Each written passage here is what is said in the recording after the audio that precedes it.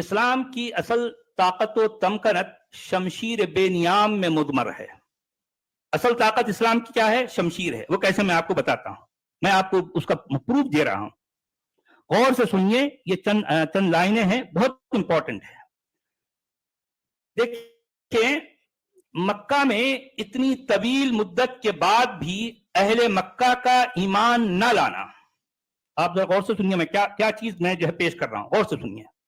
مکہ میں اتنی طویل مدت, یعنی 13 سال کی, 13 سال کوئی چھوٹی مدت نہیں ہوتی, آپ سمجھ رہے ہیں. ٹوٹل 23 سال میں 13 سال تک تو جو ہے مکہ میں وہ جو ہے اتنی طویل, اتنا لمبا ٹائم, وہ یعنی دیکھیے کہ مکہ میں اتنے لمبی مدت تک اہل مکہ کا ایمان نہ لانا, پھر اہل عرب کا شمشیر کے زیر اثر ایمان لانے پر مجبور ہونا, اور پھر اس نبی کے فوت ہوتے ہی جم غفیر کا اسلام کو چھوڑ کر مرتد ہو جانا.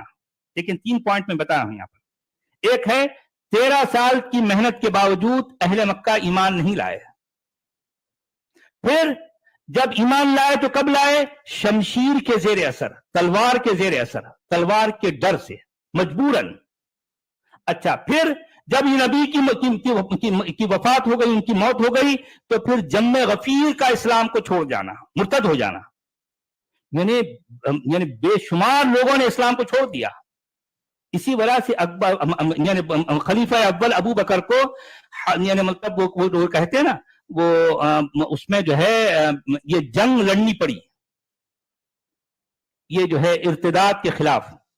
اس کو جو ہے کہتے ہیں وہ, اس کا نام ویسے تو جنگ یمامہ بھی جو ہے نام لیا جاتا ہے, لیکن اور بھی وہ جو ہے اس طرح کے محض یہ ارتداد کے جو ہے طوفان کو روکنے کے لیے تھی وہ جنگ, ٹھیک ہے, کیونکہ بے شمار لوگ مرتد ہو گئے تھے.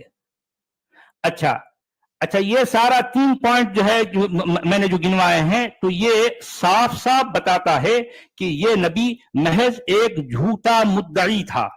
یعنی اس کے پاس صداقت و امانت کے بجائے زور شمشیر اور قہر و تشدد پایا جاتا تھا. اب آپ دیکھیے, ایک اور میں جو ہے آپ کو ثبوت دے رہا ہوں, غور سے سنیے. صلح حدیبیہ کا قصہ خود بھی میرے بیان کی بجا طور پر توثیق کرتا ہے, یعنی اس کو جو ہے کنفرم کرتا ہے. صلح حدیبیہ ایک واقعہ ہے یا ایک کہانی جو بھی کہہ لیں, وہ اس پر آپ غور کیجئے کہ اس میں کیا ہوا. اصحاب قریش اور اہالی مکہ نبی صلی اللہ علیہ وسلم کے اندر کبھی کوئی صداقت و امانت مطلب کہ ان کے اندر نہ کبھی کوئی صداقت و امانت دیکھے تھے, اور نہ نبی کے دعوی نبوت کو انہوں نے کبھی سنجیدہ لیا تھا. یعنی نبی کے دعوی نبوت کو انہوں نے کبھی سیریس نہیں لیا. کہنے لگے یار یہ پتہ نہیں کیا باتیں کہہ رہا ہے سننا, یعنی یہ شخص بولے جا رہا ہے لیکن کبھی کوئی ان کو سیریس نہیں لے رہا. جو قریش کے جو ہے جو سمجھدار لوگ ہیں نا, تو ان لوگوں نے یا مکہ کے لوگ کبھی بھی اس شخص کو سیریس نہیں لیا.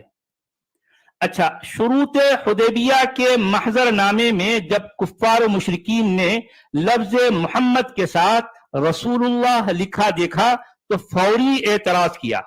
کون؟ کفار و مشرکین کو جو ہے ان کو آبجیکشن ہوئی کہ یہ محمد کے ساتھ رسول اللہ کیوں لکھ رہے ہیں اس محضر نامے پہ, اس کاغذ پہ جو ہم سے شرائط منوائی جا رہی ہیں, جو باتیں ہو رہی ہیں, اس میں محمد کے ساتھ رسول اللہ مت لکھو.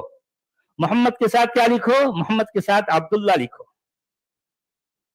آپ سمجھ رہے ہیں؟ دیکھیں, محمد کے ساتھ رسول اللہ لکھا دیکھا تو فوری اعتراض کیا. کنہوں نے اعتراض کیا؟ کفار و مشرکین مکہ نے, اور برملا طور پر کہنے لگے کہ لفظ محمد کے ساتھ رسول اللہ نہیں بلکہ عبداللہ لکھو.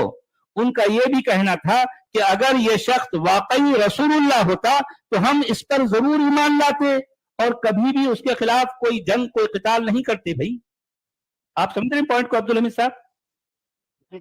یہ صلح حدیبیہ کا یہ محضر نامہ یہ بہت امپورٹنٹ ہے. اس میں یہ ساری باتیں آپ کو لکھی ملیں گی.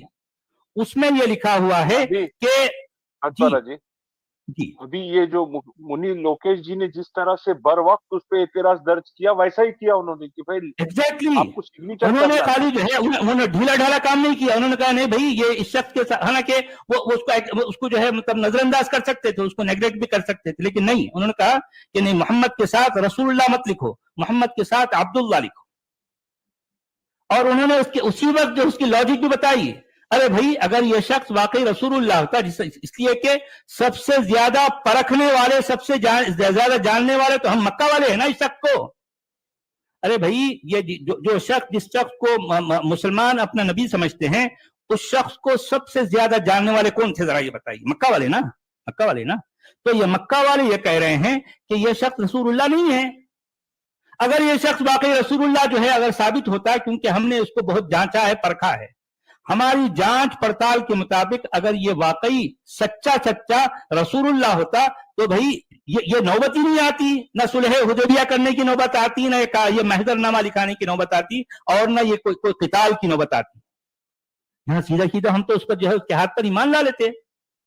لیکن سچی بات یہ ہے کہ یہ شخص جو ہے سچا نہیں ہے, یہ کسی بھی لحاظ سے رسول اللہ نہیں ہے, ان کا یہ کہنا, یہ ان کا اسٹیٹمنٹ ہے.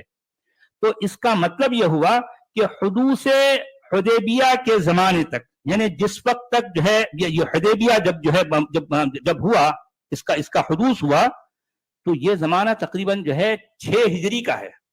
6 ہجری یا آگے پیچھے سمجھ لیں, سنو. تو اس کا مطلب یہ ہے کہ مکہ کے 13 سال اور اس کے اوپر مزید اور 4-5 سال جو ہے آپ ایڈ کر لیں, تقریباً 17-18 سال تک بھی یہ شخص, اس شخص کا سچا ہونا ثابت نہیں ہوا, عرب کے اوپر ثابت نہیں ہوا. آپ سمجھ رہے؟ تو اس کا مطلب یہ کہ عرب کی غالب اکثریت, یعنی عربوں کی میجورٹی, ظاہر بات ہے میجورٹی میں سوجھ بوجھ رکھنے والے ہیں, سمجھدار لوگ ہیں, وہ انہوں نے جب اس شخص کو دیکھا, یار یہ تو یہ رسول اللہ ہو ہی نہیں سکتا, اس کے پاس کوئی ایسی کوئی کوالٹی نہیں ہے, کچھ بھی نہیں ہے.